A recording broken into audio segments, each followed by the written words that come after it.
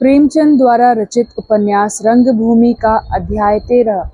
विनय सिंह के जाने के बाद सोफिया को ऐसा प्रतीत होने लगा कि रानी जान भी मुझसे खिंची हुई है। वह अब उसे पुस्तकें तथा पत्र पढ़ने या चिट्ठियां लिखने के लिए बहुत कम बुलाती। उसके आचार व्यवहार को संदिग्ध दृष्टि से देखती। यद्यपि अपनी बुद्धिमानी को वह यथासाध्य प्रकट न होने देती, पर सोफी को ऐसा ख्याल होता कि मुझ पर अविश्वास किया जा रहा है। वह जब कभी बाग में सैर करने चली जाती या कहीं घूमने निकल जाती, तो लौटने पर उसे ऐसा मालूम होता कि मेरी किताबें उलट पलट दी गई हैं। वह बदगुमानी उस वक्त और असह्य हो जाती जब डाकिये के आने पर रानी जी स्वयं उसके हाथ से पत्र आदि लेती और बड़े ध्यान से देखती कि सोफिया का कोई पत्र तो नहीं है। कई बार सोफिया को अपने पत्रों के लिफाफे फटे हुए मिले। वह इस कूटनीति का रहस्य खूब समझती थी। यह रोकथाम केवल इसलिए है कि मेरे और विनय सिंह के बीच में पत्र व्यवहार न होने पाए। पहले रानी जी सोफिया से विनय और इंदु की चर्चा अक्सर किया करती। अब भूलकर भी विनय का नाम न लेती। यह प्रेम की पहली परीक्षा थी।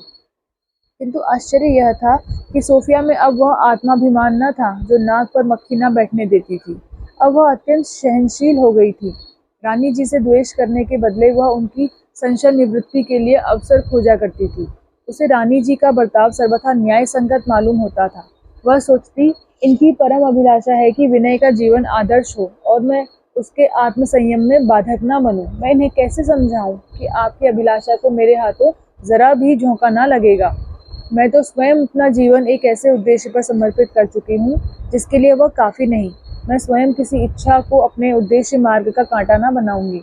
लेकिन उसे यह अवसर न मिलता था। जो बातें जबान पर नहीं आ सकती, उनके लिए कभी अवसर नहीं मिलता। सोफी को बहुधा अपने मन की चंचलता पर खेद होता। वह मन को इधर से हटाने के लिए पुस्तकावलोकन में मग्न हो जाना चाहती, लेकिन जब पुस्तक सामने खुली रहती और मन कहीं और जा पहुंचता, तो वह झुंझलाकर पुस्तकें बंद कर देती और सोचती, यह मेरी क्या दशा है। क्या माया यह कपट रूप धारण करके मुझे सन्मार्ग से विचलित करना चाहती है। मैं जानकर क्यों अनजान बनी जाती हूँ। अब प्रतिज्ञा करती हूँ कि मैं इस कांटे को हृदय से निकाल डालूंगी। लेकिन प्रेम ग्रस्त प्राणियों की प्रतिज्ञा कायर की समर लालसा है, जो द्वंद्वी की ललकार सुनते ही विलुप्त हो जाती है। सोफिया विनय को तो भूल जाना चाहती थी, पर इसके साथ ही शंकित रहती थी कि कहीं वह मुझे भूल न जाए। जब कई दिनों तक उनका कोई समाचार नहीं मिला, तो उसने समझा मुझे भूल गए, जरूर भूल गए। मुझे उनका पता मालूम होता तो कदाचित रोज एक पत्र लिखती, दिन में कई कई पत्र भेजती, पर उन्हें एक पत्र लिखने का भी अवकाश नहीं। वह मुझे भूल जाने का उद्योग कर रहे हैं। अच्छा ही है, वह एक क्रिश्चियन स्त्री से क्यों प्रेम करने लगे। उनके लिए क्या एक से एक परम सुंदरी, सुशिक्षिता, प्रेम परायण राजकुमारियां नहीं है। एक दिन इन भावनाओं ने उसे इतना व्याकुल किया कि वो रानी के कमरे में जाकर विनय के पत्रों को पढ़ने लगी और एक क्षण में जितने पत्र मिले सब पढ़ डाले। देखूं मेरी ओर कोई संकेत है या नहीं, कोई वाक्य ऐसा है जिसमें से प्रेम की सुगंध आए। किंतु ऐसा शब्द एक भी ना मिला जिससे वह खींच तान कर भी कोई गुप्त आशय निकाल सकती। हाँ, उस पहाड़ी देश में जिन कठिनाइयों का सामना करना पड़ता है, उनका विस्तार से उल्लेख किया गया था। युवावस्था को अतिशयोक्ति से प्रेम है। हम बाधाओं पर विजय पाकर नहीं, उनकी विशद व्याख्या करके अपना महत्व बढ़ाना चाहते हैं। अगर सामान्य ज्वर है तो वह सन्निपात कहा जाता है। एक दिन पहाड़ों में चलना पड़े तो वह नित्य पहाड़ों से सिर टकराना कहा जाता है। विनय सिंह के पत्र ऐसी ही वीर कथाओं से भरे पड़े थे। सोफिया यह हाल पढ़कर विकल हो गई। वह इतनी विपत्ति झेल रहे हैं और मैं यहाँ आराम से पड़ी हूँ। वह इसी उद्वेग में अपने कमरे में आई और विनय को एक लंबा पत्र लिखा, जिसका एक एक शब्द प्रेम में डूबा हुआ था। अंत में उसने बड़े प्रेम विनीत शब्दों में प्रार्थना की कि मुझे अपने पास आने की आज्ञा दीजिए, मैं अब यहाँ नहीं रह सकती। उसकी शैली अज्ञात रूप से कवित्वमय हो गई। पत्र समाप्त करके वह उसी वक्त पास के ही लेटर बॉक्स में डाल आई। पत्र डाल आने के बाद जब उसका उद्वेग शांत हुआ, तो उसे विचार आया कि मेरा रानी जी के कमरे में छिपकर जाना और पत्रों को पढ़ना किसी तरह उचित न था। वह सारे दिन इसी चिंता में पड़ी रही, बार बार अपने को धिक्कारती। ईश्वर, मैं कितनी अभागिनी हूँ। मैंने अपना जीवन सच्चे धर्म की जिज्ञासा पर अर्पण कर दिया था। बरसों से सत्य की मीमांसा में रत हूँ, पर वासना की पहली ही ठोकर में नीचे गिर पड़ी। मैं क्यों इतनी दुर्बल हो गई हूँ। क्या मेरा पवित्र उद्देश्य वासनाओं के भंवर में पड़कर डूब जाएगा। मेरी आदत इतनी बुरी हो जाएगी कि मैं किसी की वस्तुओं की चोरी करूंगी, इसकी मैंने कभी कल्पना भी न की थी। जिनका मुझ पर इतना विश्वास, इतना भरोसा, इतना प्रेम, इतना आदर है, उन्हीं के साथ मेरा यह विश्वासघात। अगर अभी यह दशा है तो भगवान ही जाने आगे चलकर क्या दशा होगी। इससे तो यह कहीं अच्छा है कि जीवन का अंत हो जाए। आह, वह पत्र जो मैं अभी छोड़ आई हूँ, वापस मिल जाता तो मैं फाड़ डालती। वह इसी चिंता और ग्लानि में बैठी हुई थी कि रानी जी कमरे में आई। सोफिया उठ खड़ी हुई और अपनी आंखें छिपाने के लिए जमीन की ओर ताकने लगी, किंतु आंसू पी जाना आसान नहीं है। रानी ने कठोर स्वर में पूछा, सोफी, क्यों रोती हो? जब हम अपनी भूल पर लज्जित होते हैं तो यथार्थ बात आप ही आप हमारे मुंह से निकल पड़ती है। सोफी हिचकती हुई बोली, जी कुछ नहीं, मुझसे एक अपराध हो गया है, आपसे क्षमा मांगती हूँ। रानी ने और तीव्र स्वर में पूछा, क्या बात है? सोफी बोली, आज जब आप सैर करने गई थी तो मैं आपके कमरे में चली गई थी। रानी बोली, क्या काम था? सोफी लज्जा से आरक्त होकर बोली, मैंने आपकी कोई चीज़ नहीं छुई। रानी बोली, मैं तुम्हें इतना नीच नहीं समझती। सोफी बोली, एक पत्र देखना था। रानी बोली, विनय सिंह का? सोफिया ने सिर झुका लिया। वह अपनी दृष्टि में स्वयं इतनी पतित हो गई थी कि जी चाहता था जमीन फट जाती और मैं उसमें समा जाती। रानी ने तिरस्कार के भाव से कहा, सोफी, तुम मुझे कृतज्ञ समझोगी, मगर मैंने तुम्हें अपने घर में रखकर बड़ी भूल की। ऐसी भूल मैंने कभी ना की थी। मैं ना जानती थी कि तुम आस्तीन का सांप बनोगी। इससे बहुत अच्छा होता कि विनय उसी दिन आग में जल गया होता, तब मुझे इतना दुख ना होता। मैं तुम्हारे आचरण को पहले ना समझी, मेरे आंखों पर पर्दा पड़ा था। तुम जानती हो मैंने क्यों विनय को इतनी जल्दी यहाँ से भगा दिया? तुम्हारे कारण, तुम्हारे प्रेमाघातों से बचाने के लिए। लेकिन अब भी तुम भाग्य की भांति उसका दामन नहीं छोड़ती। आखिर तुम उससे क्या चाहती हो? तुम्हें मालूम है तुमसे उसका विवाह नहीं हो सकता। अगर मैं हैसियत और कुल मर्यादा का विचार ना करूं तो भी तुम्हारे और हमारे बीच में धर्म की दीवार खड़ी है। इस प्रेम का फल इसके सिवा और क्या होगा कि तुम अपने साथ उसे भी ले डूबोगी और मेरी चिरसंतित अभिलाषाओं को मिट्टी में मिला दोगी। मैं विनय को ऐसा मनुष्य बनाना चाहती हूँ जिस पर समाज को गर्व हो, जिसके हृदय में अनुराग हो, साहस हो, धैर्य हो, जो संकटों के सामने मुंह ना मोड़े, जो सेवा के हेतु सदैव सिर को हथेली पर लिए रहे, जिसमें विलासिता का लेश भी ना हो, जो धर्म पर अपने को मिटा दे। मैं उसे सपूत बेटा, निश्चल मित्र और निस्वार्थ सेवक बनाना चाहती हूँ। मुझे उसके विवाह की लालसा नहीं, अपने पोतों को गोद में खिलाने की अभिलाषा नहीं। देश में आत्मसेवी पुरुषों और संतान सेवी माताओं का अभाव नहीं है। धरती उनके बोझ से दबी जाती है। मैं अपने बेटे को सच्चा राजपूत बनाना चाहती हूँ। आज वह किसी की रक्षा के निमित्त अपने प्राण दे दे तो मुझसे अधिक भाग्यवती माता संसार में ना होगी। तुम मेरे इस स्वर्ण स्वप्न को विच्छिन्न कर रही हो। मैं तुमसे सत्य कहती हूँ सोफी, अगर तुम्हारे उपकार के बोझ से दबी ना होती तो तुम्हें इस दशा में विष देकर मार्ग से हटा देना अपना कर्तव्य समझती। मैं राजपुतानी हूँ, मरना भी जानती हूँ और मारना भी जानती हूँ। इसके पहले कि तुम्हें विनय से पत्र व्यवहार करते देखूं, मैं तुम्हारा गला घोंट दूंगी। तुमसे भिक्षा मांगती हूँ, विनय को अपने प्रेम पाश में फंसाने की चेष्टा ना करो, नहीं तो इसका फल बुरा होगा। तुम्हें ईश्वर ने बुद्धि दी है, विवेक दिया है, विवेक से काम लो। मेरे कुल का सर्वनाश ना करो। सोफी ने रोते हुए कहा, मुझे आज्ञा दीजिए, आज चली जाऊं। रानी कुछ नर्म होकर बोली, मैं तुम्हें जाने को नहीं कहती, तुम मेरे सिर और आंखों पर रहो। मेरे मुंह से इस समय जो कटु शब्द निकले उनके लिए क्षमा करो। वृद्धावस्था बड़ी अविनयशील होती है। यह तुम्हारा घर है, शौक से रहो। विनय अब शायद फिर ना आएगा। हाँ, वह शेर का सामना कर सकता है पर मेरे क्रोध का सामना नहीं कर सकता। वह वन वन की पत्तियां तोड़ेगा पर घर ना आएगा। अगर तुम्हें उससे प्रेम है तो अपने को उसके हित के लिए बलिदान करने को तैयार हो जाओ। अब उसकी जीवन रक्षा का केवल एक ही उपाय है। जानती हो वह क्या है? सोफी ने सिर हिलाकर कहा, नहीं। रानी बोली, जानना चाहती हो? सोफी ने सिर हिलाकर कहा, हाँ। रानी बोली, आत्मसमर्पण के लिए तैयार हो? सोफी ने फिर सिर हिलाकर कहा, हाँ। रानी बोली, तो तुम किसी सुयोग्य पुरुष से विवाह कर लो। विनय को दिखा दो कि तुम उसे भूल गई, तुम्हें उसकी चिंता नहीं है। यही नैराश्य उसको बचा सकता है। हो सकता है कि यह नैराश्य उसे जीवन से विरक्त कर दे। वह ज्ञान लाभ का आश्रय ले, जो नैराश्य का एकमात्र शरण स्थल है।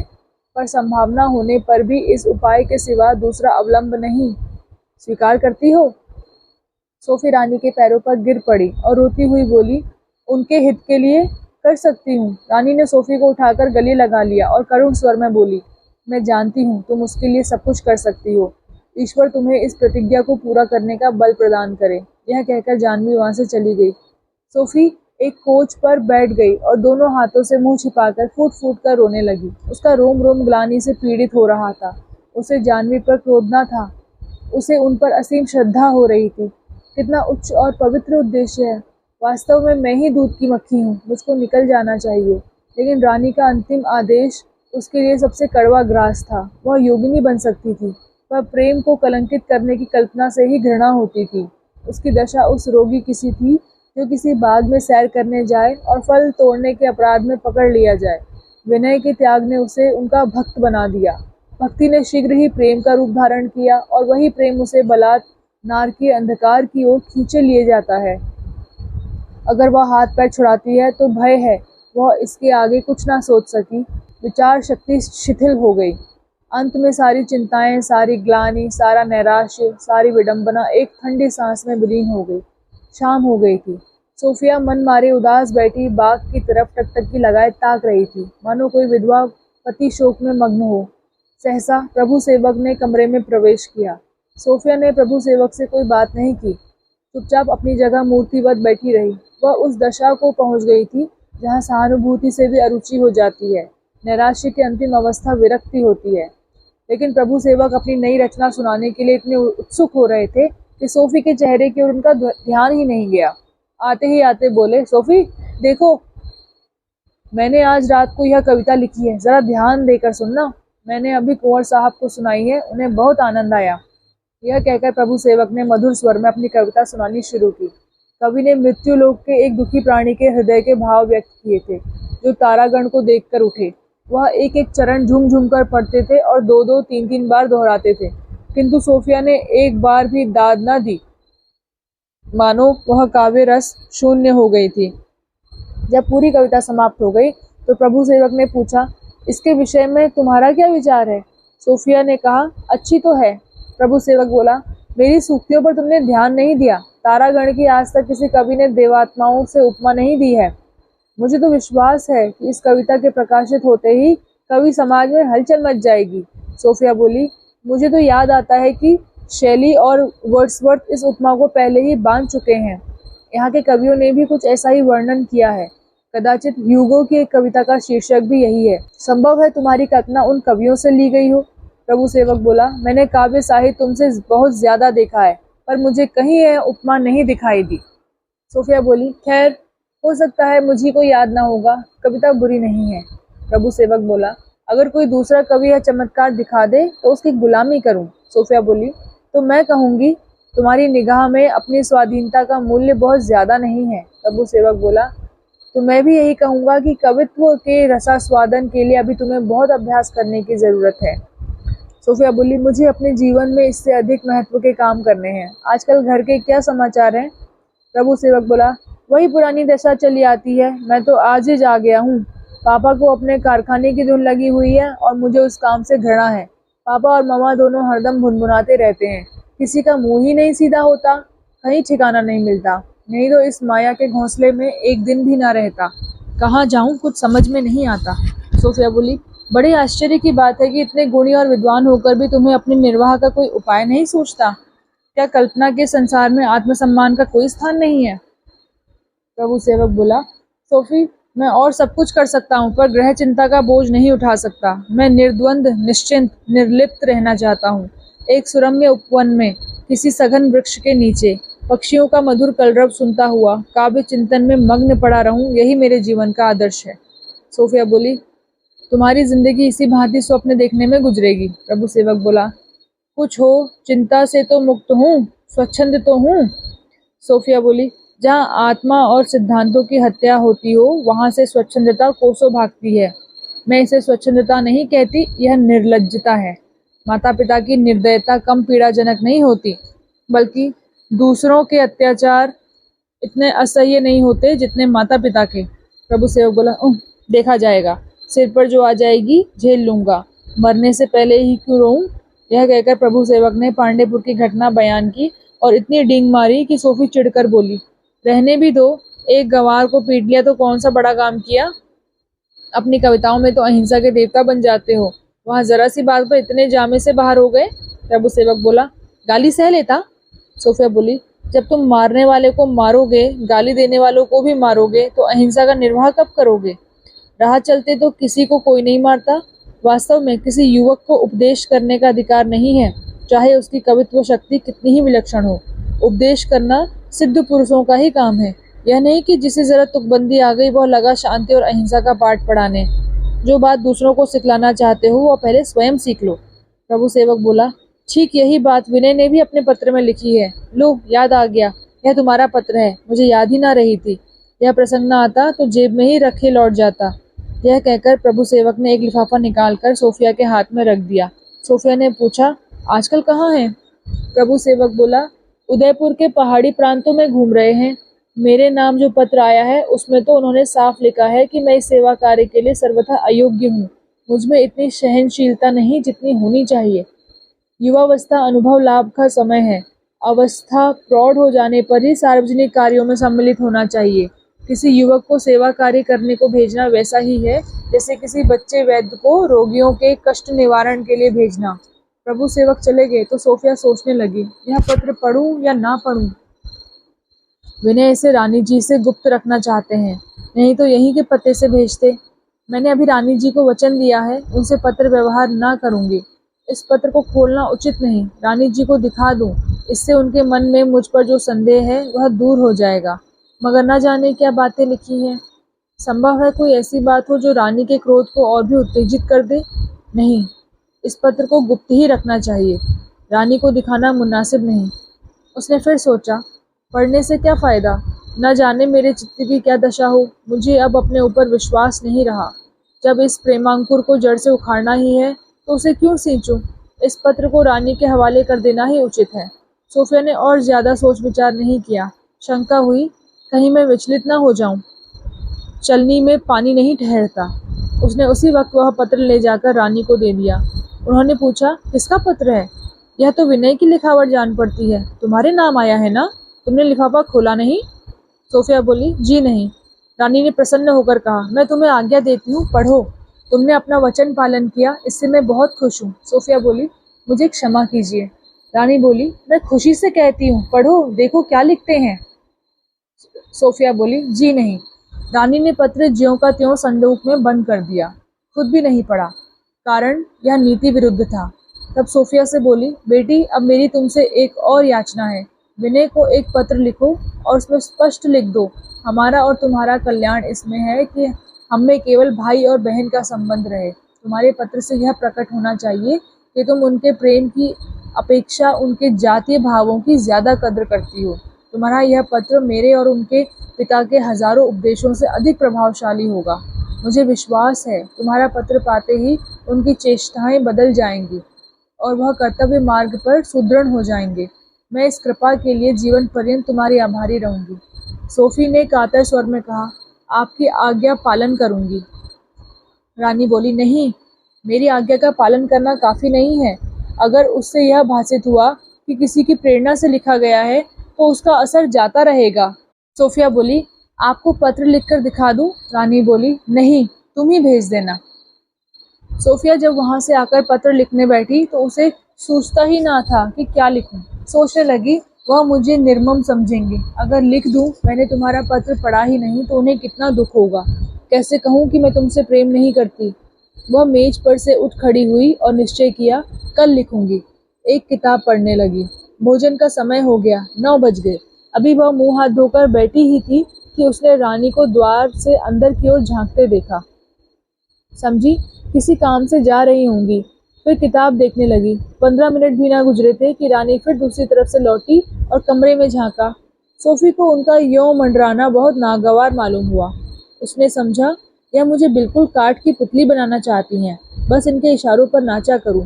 इतना तो नहीं हो सका कि जब मैंने बंद लिफाफा उनके हाथ में रख दिया तो मुझे खत पढ़कर सुना देती। आखिर मैं लिखूं क्या? नहीं मालूम उन्होंने अपने खत में क्या लिखा है। सहसा उसे ध्यान आया कि कहीं मेरा पत्र उपदेश के रूप में ना हो जाए।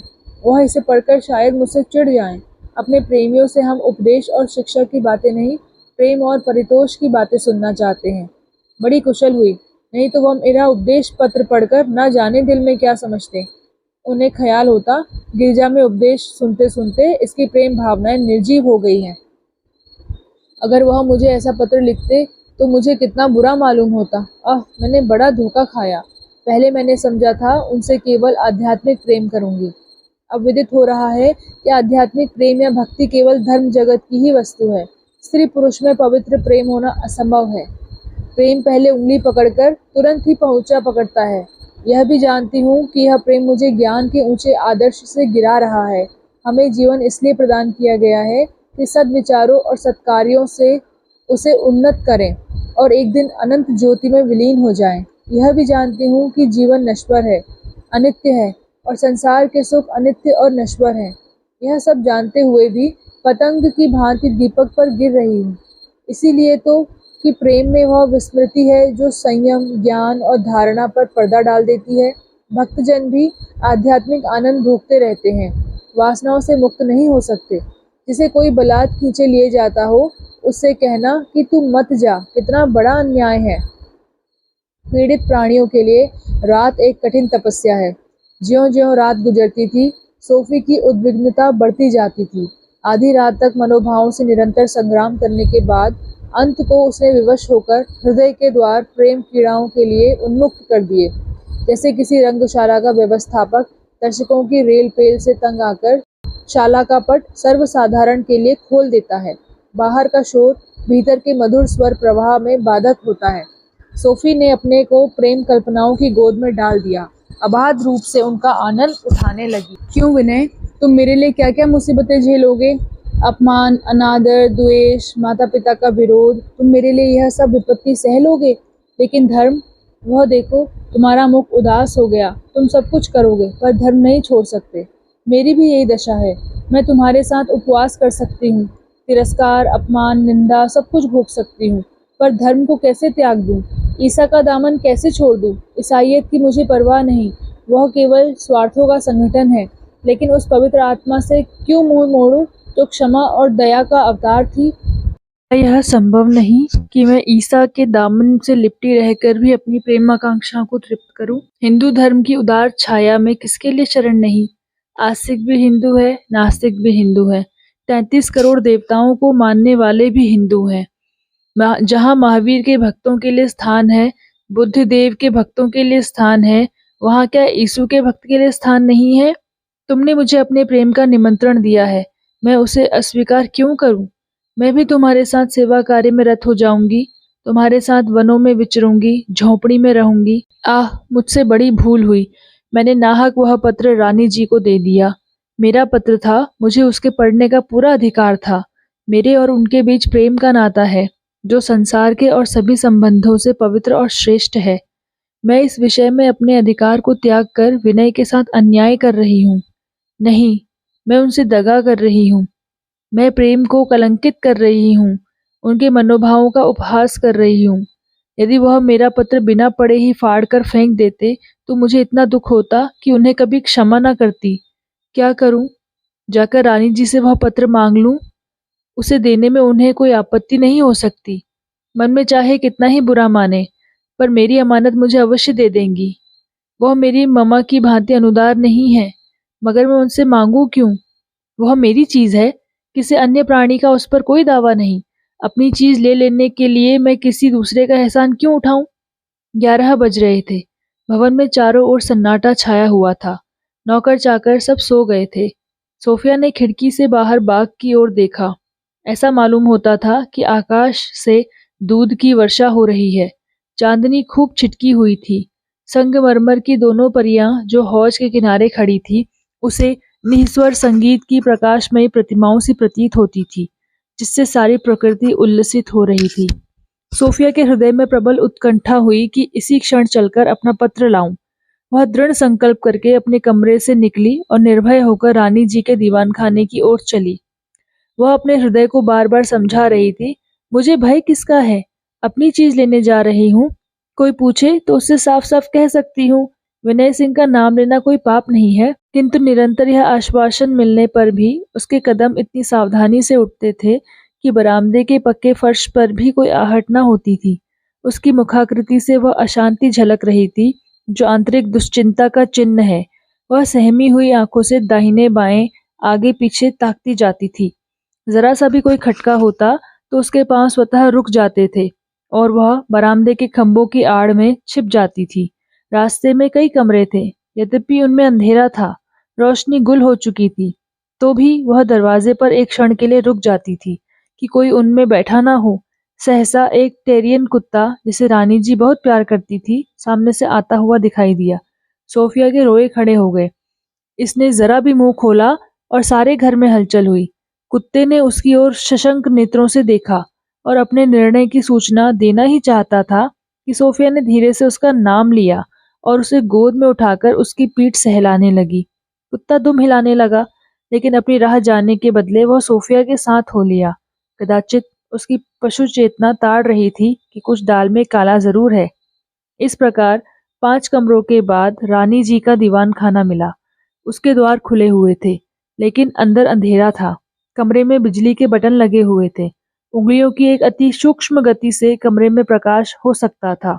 लेकिन इस समय बटन का दबाना बारूद के ढेर में दिया सलाई से कम भयकारक न था। प्रकाश से वह कभी इतना भयभीत न हुई थी। मुश्किल तो यह थी कि प्रकाश के बगैर वह सफल मनोरथ भी न हो सकती थी। यही अमृत भी था और विष भी। उसे क्रोध आ रहा था कि किवाड़ों में शीशे क्यों लगे हुए हैं, पर्दे हैं, वे भी इतने बारीक कि आदमी का मुंह दिखाई देता है। घर न हुआ, कोई सजी हुई दुकान हुई, बिल्कुल अंग्रेजी नकल है। और रोशनी ठंडी करने की जरूरत ही क्या थी? इससे तो कोई बहुत बड़ी किफायत नहीं हो जाती। हम जब किसी तंग सड़क पर चलते हैं तो हमें सवारियों का आना जाना बहुत ही कष्टदायक जान पड़ता है। जी चाहता है कि इन रास्तों पर सवारियों के आने की रोक होनी चाहिए। हमारा अख्तियार होता तो इन सड़कों पर कोई सवारी ना आने देते, विशेषतः मोटरों को। लेकिन उन्हीं सड़कों पर जब हम किसी सवारी पर बैठकर निकलते हैं तो पग पग पर पथिकों को हटाने के लिए रुकने पर झुंझलाते हैं कि ये सब पटरी पर क्यों नहीं चलते, खामख्वाह बीच में धंसे पड़ते हैं। कठिनाइयों में पड़कर परिस्थिति पर क्रुद्ध होना मानव स्वभाव है। सोफिया कई मिनट तक बिजली के बटन के पास खड़ी रही। बटन दबाने की हिम्मत ना पड़ती थी। सारे आंगन में प्रकाश फैल जाएगा, लोग चौंक पड़ेंगे। अंधेरे में सोता हुआ मनुष्य भी उजाला फैलते ही जाग पड़ता है। विवश होकर उसने मेज को टटोलना शुरू किया। दवात लुढ़क गई, स्याही मेज पर फैल गई और उसके कपड़ों पर दाग लग गए। उसे विश्वास था कि रानी ने पत्र अपने हैंडबैग में रखा होगा। जरूरी चिट्ठियां उसी में रखती थी। बड़ी मुश्किल से उसे बैग मिला। वह उसमें से एक एक पत्र निकालकर अंधेरे में देखने लगी। लिफाफे अधिकांश एक ही आकार के थे। निगाहें कुछ काम न कर सकी। आखिर इस तरह मनोरथ पूरा न होते देखकर उसने हैंडबैग उठा लिया और कमरे से बाहर निकली। सोचा, मेरे कमरे में अभी तक रोशनी है, वहाँ वह पत्र सहज ही मिल जाएगा। इसे लाकर फिर यहीं रख दूंगी। लेकिन लौटती बार वह इतनी सावधानी से पाँव न उठा सकी। आती बार वह पग पग पर इधर उधर देखती हुई आई थी। अब बड़े वेग से चली आ रही थी। इधर उधर देखने की फुर्सत न थी। खाली हाथ उज्र की गुंजाइश थी। रंगे हुए हाथों के लिए कोई उज्र, कोई बहाना नहीं था। अपने कमरे में पहुंचते ही सोफिया ने द्वार बंद कर दिया और पर्दे डाल दिए। गर्मी के मारे सारी देह पसीने से तर थी। हाथ इस तरह कांप रहे थे मानो लकवा गिर गया हो। वह चिट्ठियों को निकाल निकाल कर देखने लगी और पत्रों को केवल देखना ही न था, उन्हें अपनी जगह सावधानी से रखना भी था। पत्रों का एक दफ्तर सामने था। बरसों की चिट्ठियां वहां निर्वाण सुख भोग रही थी। सोफिया को उनकी तलाशी लेते घंटों गुजर गए। दफ्तर समाप्त होने को आ गया, पर वह चीज न मिली। उसे अब कुछ कुछ निराशा होने लगी। यहाँ तक कि अंतिम पत्र भी उलट पलट कर रख दिया गया। तब सोफिया ने एक लंबी सांस ली। उसकी दशा उस मनुष्य की सी थी जो किसी मेले में अपने खोए हुए बंधु को ढूंढता हो। वह चारों ओर आंखें फाड़ फाड़ कर देखता है, उसका नाम लेकर जोर जोर से पुकारता है। उसे भ्रम होता है वह खड़ा है, लपक कर उसके पास जाता है और लज्जित होकर लौट आता है। अंत में वह निराश होकर जमीन पर बैठ जाता है और रोने लगता है। सोफिया भी रोने लगी। वह पत्र कहाँ गया? रानी ने तो उसे मेरे सामने ही इसी बैग में रख दिया था। उनके और सभी पत्र यहाँ मौजूद हैं। क्या उसे कहीं और रख दिया? मगर आशा उस घास की भांति है जो ग्रीष्म के ताप से जल जाती है। भूमि पर उसका निशान तक नहीं रहता। धरती ऐसी उज्जवल हो जाती है जैसे टकसाल का नया रुपया, लेकिन पावस की बूंद पड़ते ही फिर जली हुई जड़ें पनपने लगती हैं और उसी शुष्क स्थल पर हरियाली लहराने लगती है। सोफिया की आशा फिर हरी हुई। कहीं मैं कोई पत्र छोड़ तो नहीं आई? उसने दोबारा पत्रों को पढ़ना शुरू किया और ज्यादा ध्यान देकर। एक एक लिफाफे को खोलकर देखने लगी कि कहीं रानी ने उसे किसी दूसरे लिफाफे में रख दिया हो। जब देखा कि इस तरह तो सारी रात गुजर जाएगी, तो उन्हीं लिफाफों को खोलने लगी जो भारी भारी मालूम होते थे। अंत में यह शंका भी मिट गई। उस लिफाफे का कहीं पता न था। अब आशा की जड़ें भी सूख गई। पावस की बूंद न मिली। सोफिया चारपाई पर लेट गई, मानो थक गई हो। सफलता में अनंत सजीवता होती है, विफलता में असह्य अशक्ति। आशा मद है, निराशा मद का उतार। नशे में हम मैदान की तरफ दौड़ते हैं, सचेत होकर हम घर में विश्राम करते हैं। आशा जड़ की ओर ले जाती है, निराशा चैतन्य की ओर। आशा आंखें बंद कर देती है, निराशा आंखें खोल देती है। आशा सुलाने वाली थपकी है, निराशा जगाने वाला चाबुक। सोफिया को इस वक्त अपनी नैतिक दुर्बलता पर क्रोध आ रहा था। मैंने व्यर्थ ही अपनी आत्मा के सर पर यह अपराध मढ़ा। क्या मैं रानी से अपना पत्र न मांग सकती थी? उन्हें उसके देने में जरा भी विलंब न होता। फिर मैंने वह पत्र उन्हें दिया ही क्यों? रानी जी को कहीं मेरा यह कपट व्यवहार मालूम हो गया, और अवश्य ही मालूम हो जाएगा, तो वह मुझे अपने मन में क्या समझेंगी? कदाचित मुझसे नीच और निकृष्ट कोई प्राणी न होगा। सहसा सोफिया के कानों में झाड़ू लगाने की आवाज आई। वह चौंकी। क्या सवेरा हो गया? पर्दा उठाकर द्वार खोला तो दिन निकल आया था। उसकी आंखों में अंधेरा छा गया। उसने बड़ी कातर दृष्टि से हैंडबैग की ओर देखा और मूर्ति के समान खड़ी रह गई। बुद्धि शिथिल हो गई। अपनी दशा और अपने कृत्य पर उसे ऐसा क्रोध आ रहा था कि गर्दन पर छुरी फेर लूं। कौन सा मुंह दिखाऊंगी? रानी बहुत तड़के उठती हैं, मुझे अवश्य ही देख लेंगी, किंतु अब और हो ही क्या सकता है। भगवान, तुम दीनों के आधार स्तंभ हो, अब लाज तुम्हारे हाथ है। ईश्वर करे अभी रानी ना उठी हो। उसकी इस प्रार्थना में कितनी दीनता, कितनी विवशता, कितनी व्यथा, कितनी श्रद्धा और कितनी लज्जा थी। कदाचित इतने शुद्ध हृदय से उसने कभी प्रार्थना न की होगी। अब एक क्षण भी विलंब करने का अवसर न था। उसने बैग उठा लिया और बाहर निकली। आत्मगौरव कभी इतना पददलित न हुआ होगा। उसके मुख में कालिक लगी हुई होती तो शायद वह इस भांति आंखें चुराती हुई न जाती। कोई भद्र पुरुष अपराधी के रूप में बेड़ियां पहने जाता हुआ भी इतना लज्जित न होगा। जब वह दीवान खाने के द्वार पर पहुंची तो उसका हृदय यूं धड़कने लगा मानो कोई हथौड़ा चला रहा हो। वह जरा देर ठिठकी। कमरे में झांक कर देखा, रानी बैठी हुई थी। सोफिया की इस समय जो दशा हुई उसकी केवल कल्पना ही की जा सकती थी। वह गड़ गई, कट गई। सिर पर बिजली गिर पड़ती, नीचे की भूमि फट जाती, तो भी कदाचित वह इस महान संकट के सामने उसे पुष्प वर्षा या जल विहार के समान सुखद प्रतीत होती। उसने जमीन की ओर ताकते हुए हैंडबैग चुपके से ले जाकर मेज पर रख दिया। रानी ने उसकी ओर उस दृष्टि से देखा जो अंतःस्थल पर शर के समान लगती थी। उसमें अपमान भरा हुआ था। क्रोध न था, दया न थी, ज्वाला न थी, तिरस्कार था, विशुद्ध, सजीव और सशब्द। सोफिया लौटना ही चाहती थी कि रानी ने पूछा, विनय का पत्र ढूंढ रही थी? सोफिया अवाक रह गई। मालूम हुआ किसी ने कलेजे में बर्छी मार दी। रानी ने फिर कहा, उसे मैंने अलग रख दिया है, मंगवा दूं? सोफिया ने उत्तर न दिया। उसके सिर में चक्कर सा आने लगा। मालूम हुआ कमरा घूम रहा है। रानी ने तीसरा बाण चलाया। क्या यही सत्य की मीमांसा है? सोफिया मूर्छित होकर फर्श पर गिर पड़ी।